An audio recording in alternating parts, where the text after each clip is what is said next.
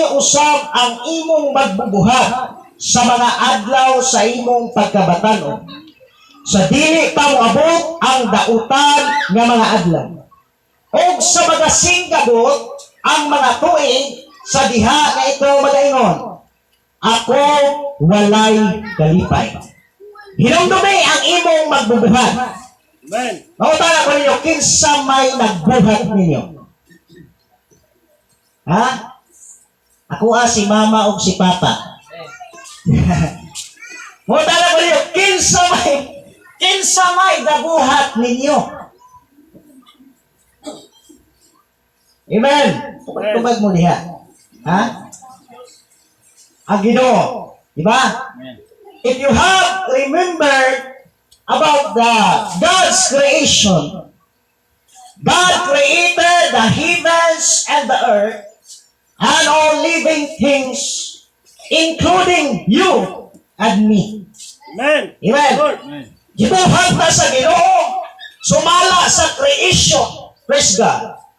O nga naman kinahanglan nga magahinumdum kita sa atong magbubuhat.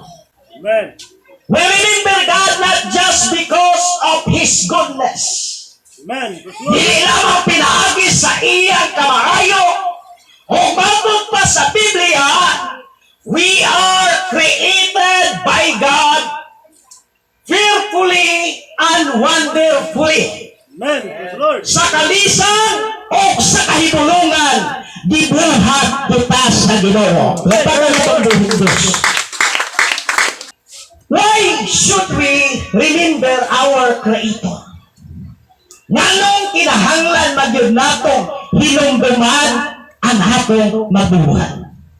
Matod pa sa Biblia, hinumdumi ang imong magbubuhat sa adlaw sa imong pagkabatanon, sa dili pa moabot ang mga adlaw nga moingon ka nga wala na kay kalipay. Sa kay mahayo ang imong tibok kinabuhi, ang imong tibok nagusok, imo lamang gidala sa balay sa Ginoo to glorify and magnify the name of the Lord. Wa kay di kahadlukan mga kaigsunan as long as nagapagamit ka sa bulhaton sa Ginoo.